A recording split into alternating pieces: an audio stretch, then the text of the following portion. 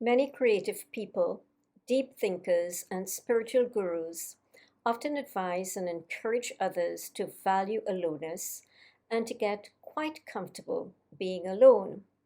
And the main purpose for this is really for your spiritual growth so that you could evolve consciously. But do you know that this teaching could actually be harmful, although it has huge merits to it?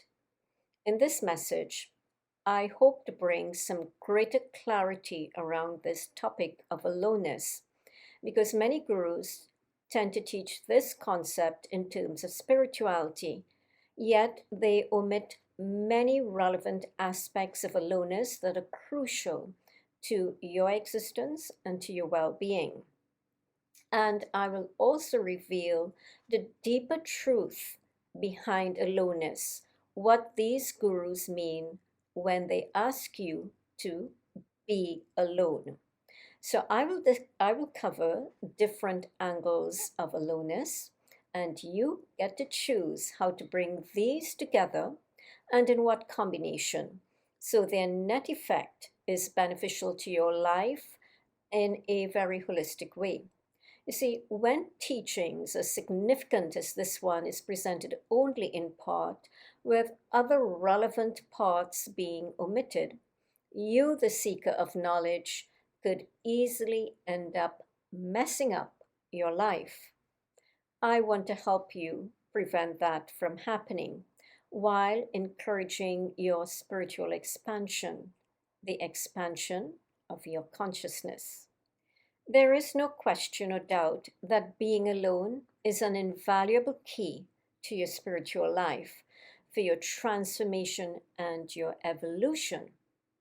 But most people who spend excessive time alone, especially those who live alone, they get too comfortable being alone. And what happened to these human beings? They end up becoming very inflexible. Why? Because they're set in their ways of doing things. And often they function according to their convenience. So, usually, what happens is that they would find themselves at times in a position where they cannot respond helpfully to someone if it is unexpected.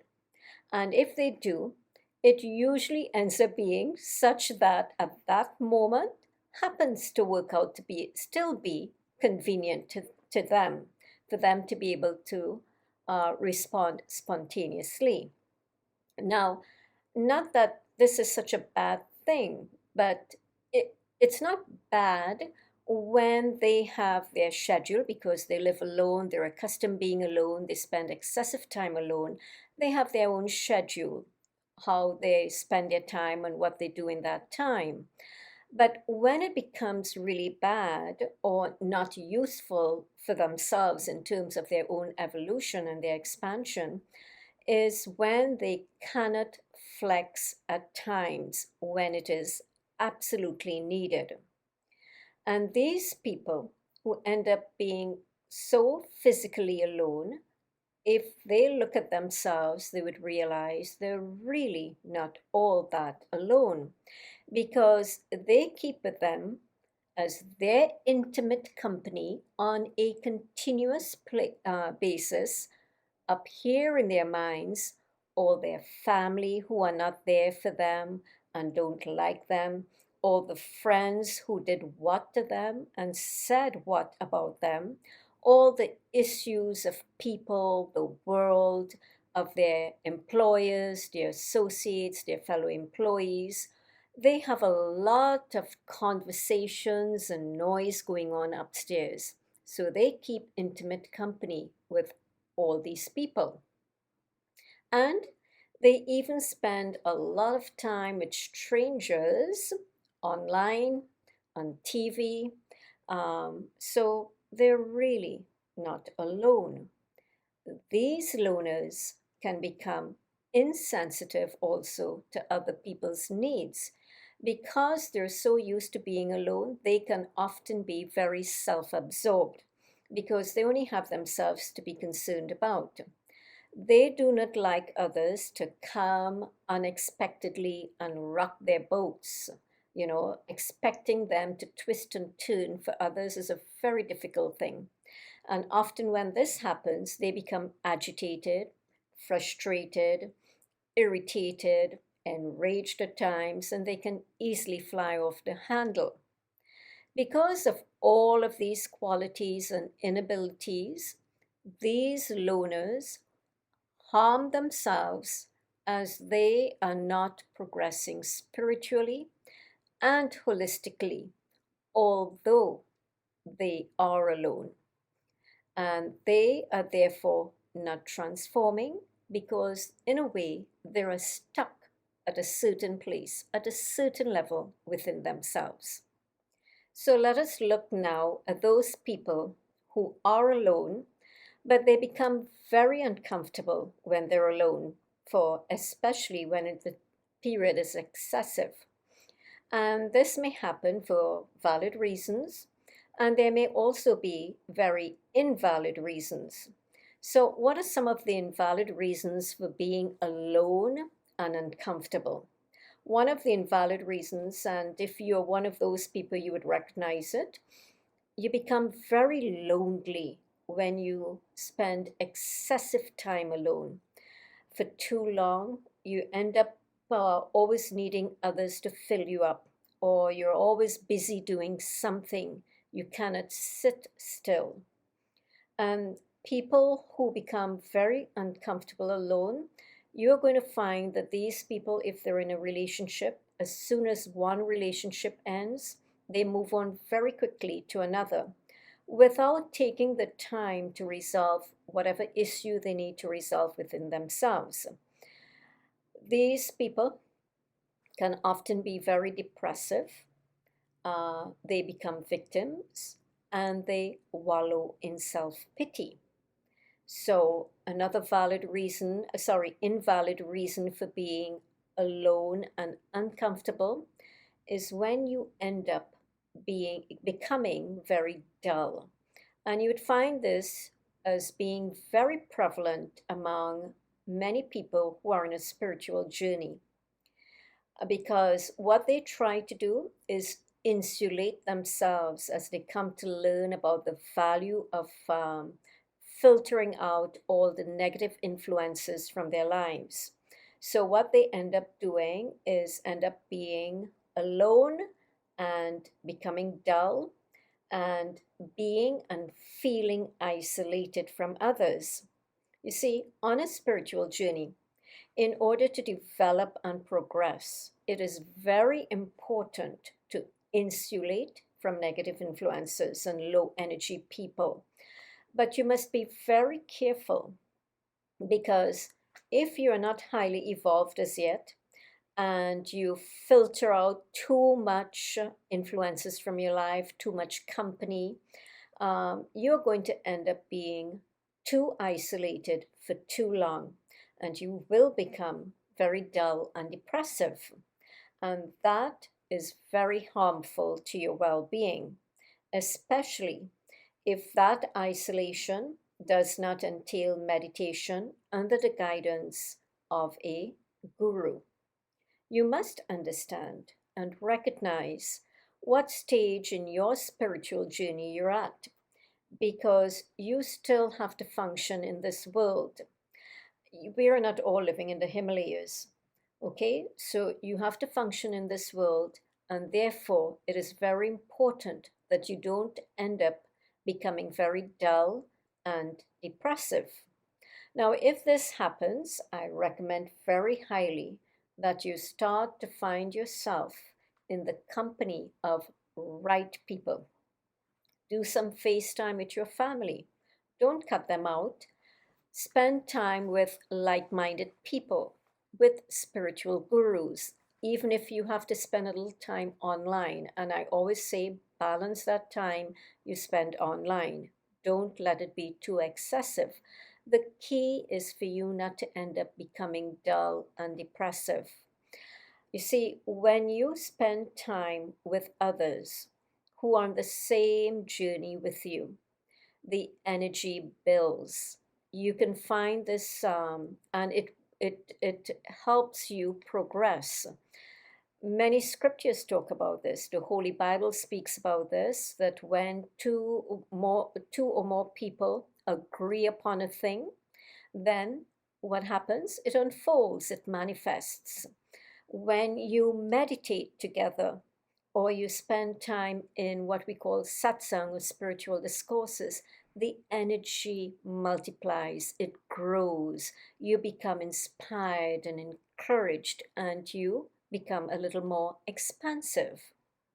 So, it is important to spend time alone, but when you become dull, take corrective measure. Find yourself in the right environment among spiritual people where that promotes spiritual knowledge and awakening in a beautiful way. Always remember, you are not in the Himalayas. You are here in the world and you must function in this world. So start aligning with people to help you accomplish things in the world. But be very careful as you do this. Let it be to the extent only that helps you not to be too dull or, well, not to be dull or become depressive. So you don't want to accumulate too much company either, because this will deter you from those important moments that you need to spend time alone in solitude to discover something deeper about yourself. Now, there are also very valid reasons for being alone and becoming very uncomfortable. So, here are the valid reasons, and it's very important for you to be aware of these valid reasons. These are all the practical reasons that are very important to your well being, that teachers, such as spiritual gurus or even motivational speakers, they don't talk about. And these are what will cause you to trip up your life. And we don't want that to happen. So here we go.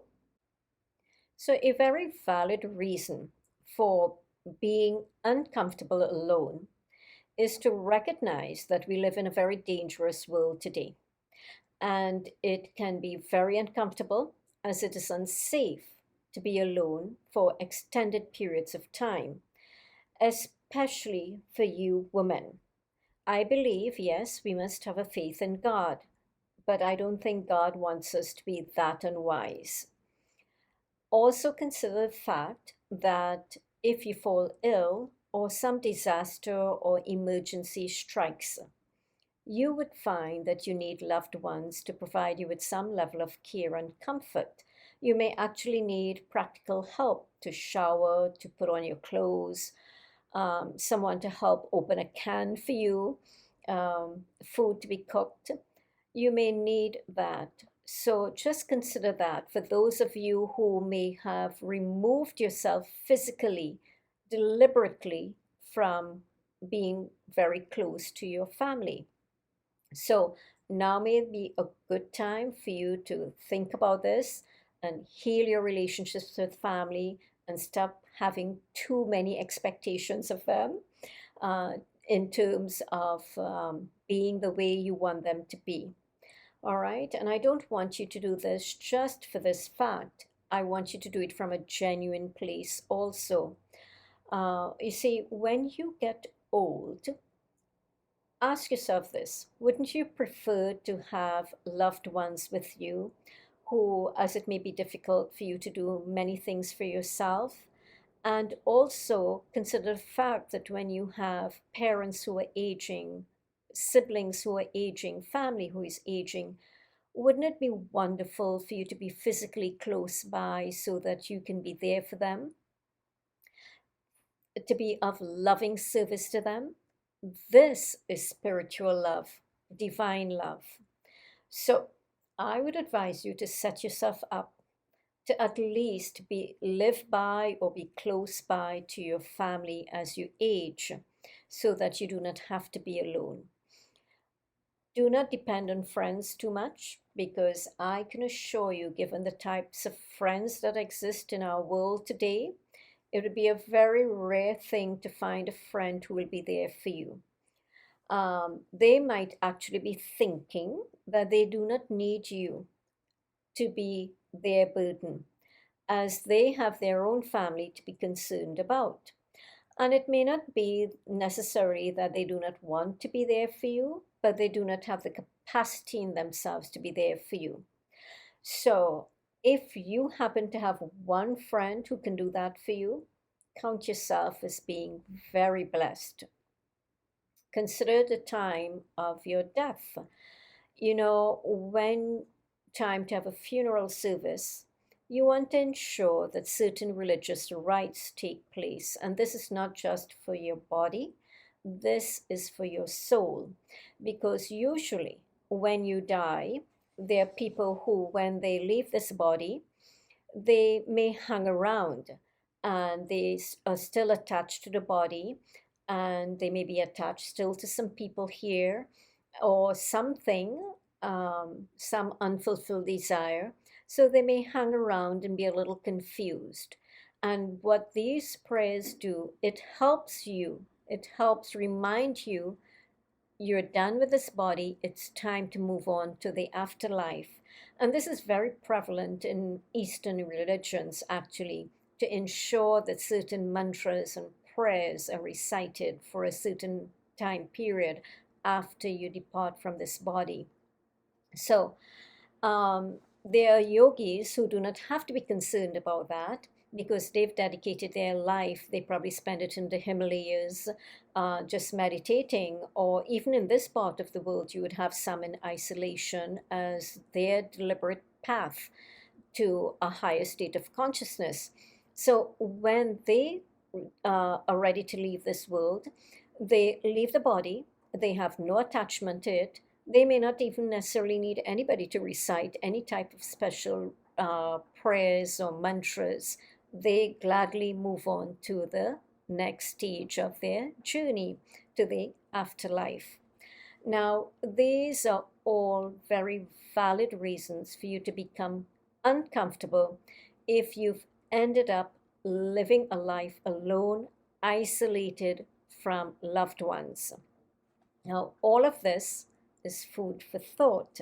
So, if you are alone and you are in a position to self correct, I would say start doing so now. Determine what changes you need to make and start making them now. So, why do gurus, whether they are life coaches or spiritual gurus or preachers, why do they emphasize the importance of aloneness? Well, first of all, on a practical level, when you are alone without continuous distractions, this is the perfect time for you to evaluate your life, your state of being, to really notice and pay attention to the type of influences you allow into your life and how they impact your life, what you want to do in life, and where you want to go. You get to determine in these alone moments, really and truly, you go into a really quiet space in yourself where you can determine the type of changes you need to make and actually execute them. In solitude, it is when you can gain new perspective, maybe to a situation that is mind boggling. It is when you can also do your best work because you access creative powers in solitude. And you can even arrive at solutions that you um, need to resolve, problems you need to resolve. Because in aloneness, you are not being bombarded with so many distractions and so many influences. But I want to bring in this little part here before I move into why all of this can happen. When you are spending time alone, recognize that there is a purpose for being physically alone, to spend that time in solitude. You have to understand that there will come a point when you need to execute some things, some goals that you need to do on a practical level. So you cannot stay in solitude all the time. You will need others to help you to get certain things done. So, my point is, I really want you to understand that there is a time and a purpose and a place for solitude, especially given that you were not, and I'm going to keep emphasizing this, especially as we're not all living in the forests of India. We have to live in this world. So, why can all of this happen in solitude when you're alone? Because in solitude, if you use your time wisely, you use it rightly, not for you to become dull and depressed. What happens is that in those moments, if you use it right and you become the watchful observer of yourself, in those moments, a quiet occurs within you. And this, as the mind quietens down in solitude, you'd find that a greater power starts to take over. And what happens? This is when you can have creativity occurring. New ideas start to kick in, they come alive. Why? Because now they're coming from a different space rather than from your usual state of mind filled with its predetermined biases, from influences and prejudices with all its likes and dislikes. When I am writing, it comes from a power greater than myself, greater than anything I know on a usual basis in life. And yet that is mixed in with what I already know. And when this happens, I find that my writing just flows because the mind, the usual level of the mind from which we all operate, um, it can really bring obstacles to your creativity. But when you go into solitude and aloneness, and the mind gets to quieten down, you access a different state or a different level of that mind where true creativity starts to kick in. When you're alone, what happens? Nobody is around you, nobody is with you, it is just you. I like to say it's just you and your little buddy, your mind, your best friend. In solitude, you have nobody to complain to. So you have two choices at that point. Either you get depressed or you start to look within yourself so that you can transform. And this is why gurus want you to spend a lot of time alone. When you're truly alone, no people, you have no people, no books, no devices, no distractions, no TV, nothing like that with you. When you are that alone, then you are in a strategic place and position to see yourself clearly. It is the perfect environment to come to know something more and deeper about yourself. You can see all that you need to see very clearly, that you need to resolve within yourself, that you need to change for your overall well being, for your own inner transformation. Without solitude, it is very unlikely that you would have the time or space to notice and become deeply aware of this.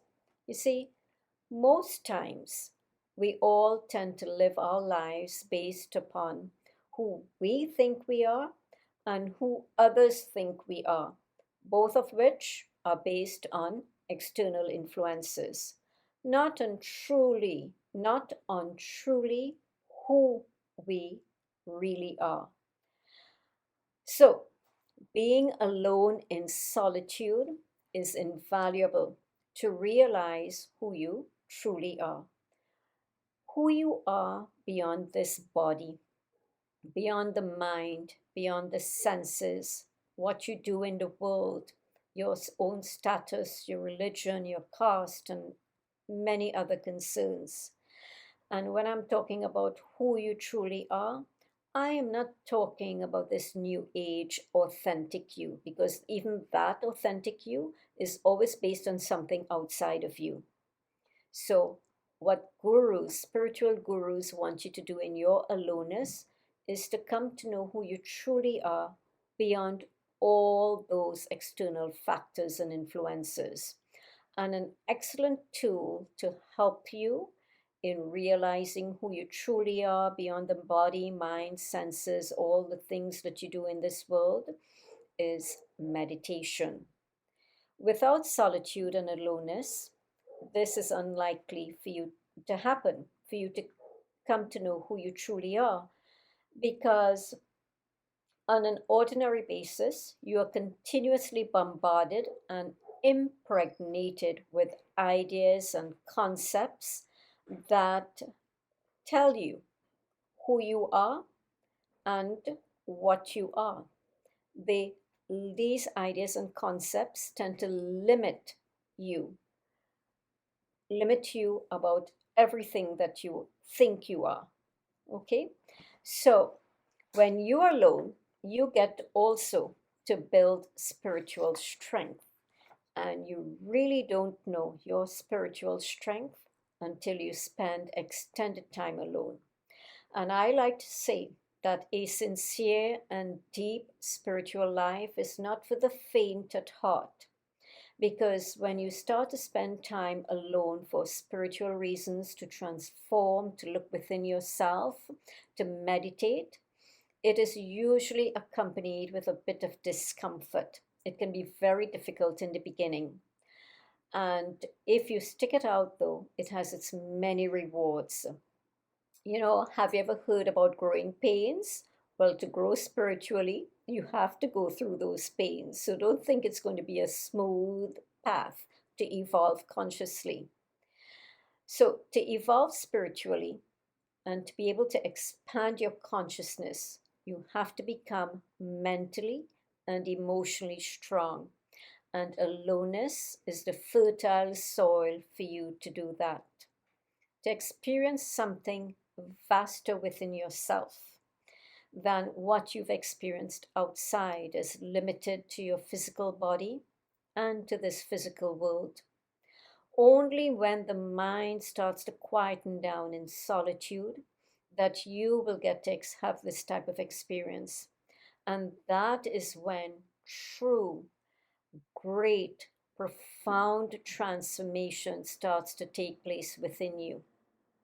That is when how you view life starts to transform, because it's no longer limited to the physical. It becomes much more expansive. How you view and treat and deal with others become more enlightened, and it comes from in a more compassionate way. And this happens because the noise of the mind tends to quieten down in solitude. You see, aloneness provides you with the time, space, and environment to truly hear and notice the noise of the mind. And as you become more observant of this, what happens? Suddenly, the mind realizes, oh, there's somebody there actually watching and noticing and being present. And as you do this more and more often on a very continuous basis, what happens? It seems as though that noise starts to recede. It's almost as if it's in the background, and a quiet starts to lighten within. This is meditation, by the way. And what happens? You'd find that in that quiet, that is when you start to experience that thing we all long for, peace. Peace is experienced. The aloneness that gurus, in particular spiritual teachers, speak about is not merely about solitude, that is physical aloneness, but it is about being empty of all the people and things and stuff that you've accumulated within, of all the noise that you have upstairs. You see, when you empty that, you end up being alone within, quiet. And when you're that alone and empty, now there is space for spiritual things. So it's going to be spiritual things of peace, of love, of beauty, of goodness, of bliss, of kindness, all this beauty. So you're alone, but what happened? You're actually full within, full of all of these things.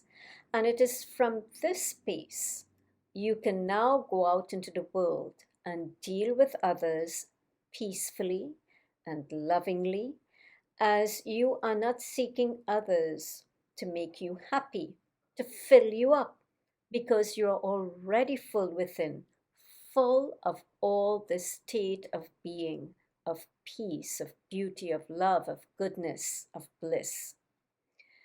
Solitude, when used in the right way, facilitates the experience of this.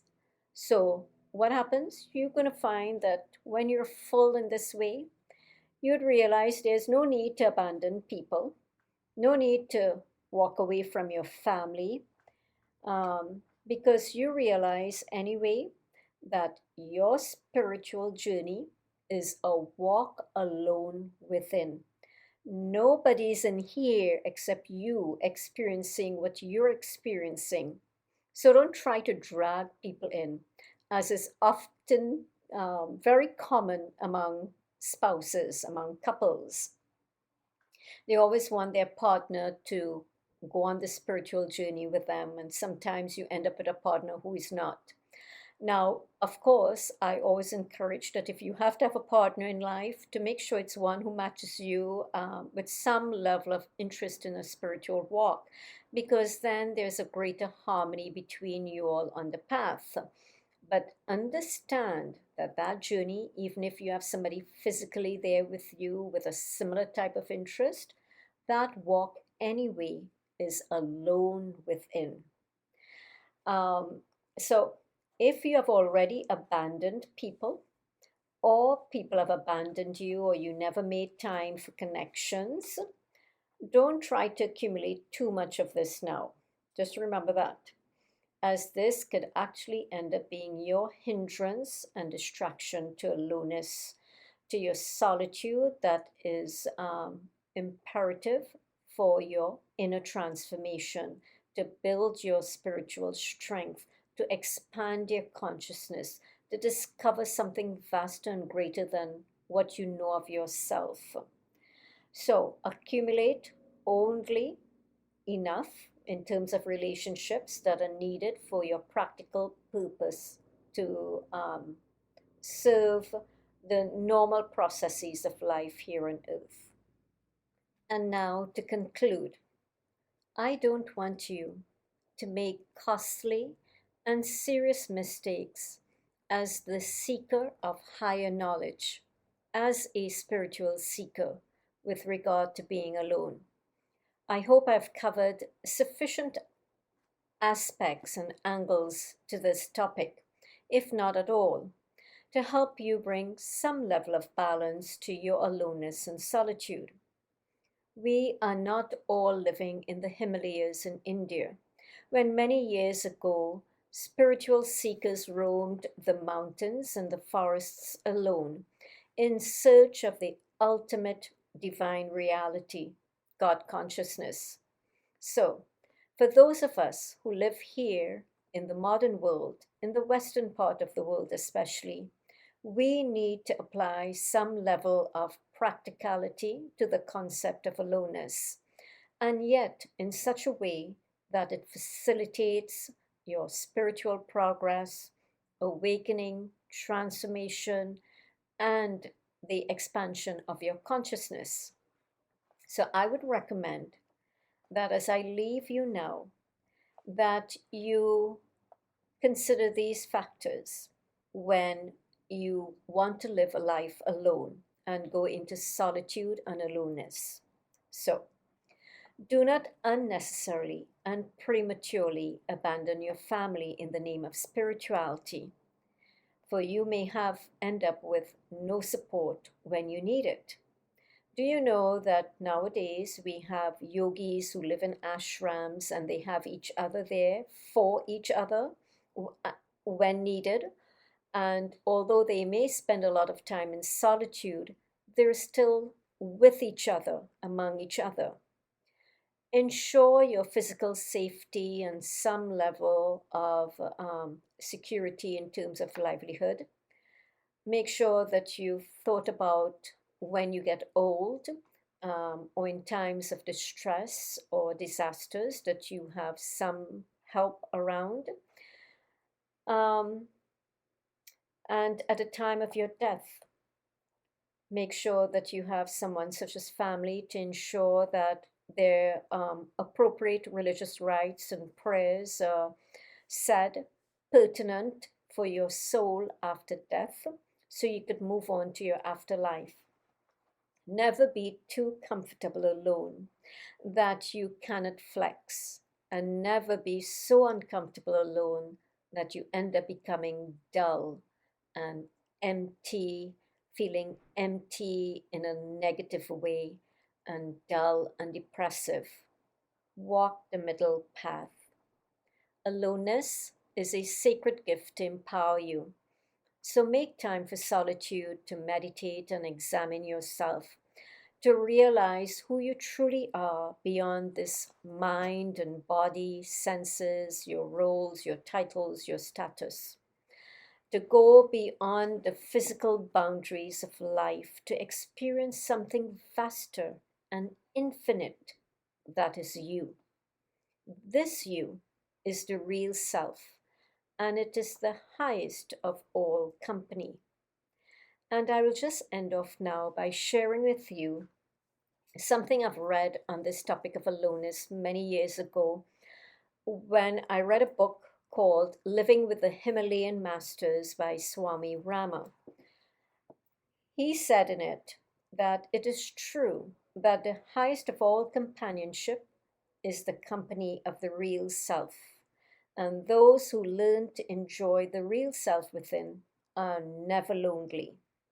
Okay, so I trust that I leave you now with enough material or with enough awareness to be wise about your solitude, so that eventually you can discover who you truly are, yet maintaining a great balance on a practical level in this world.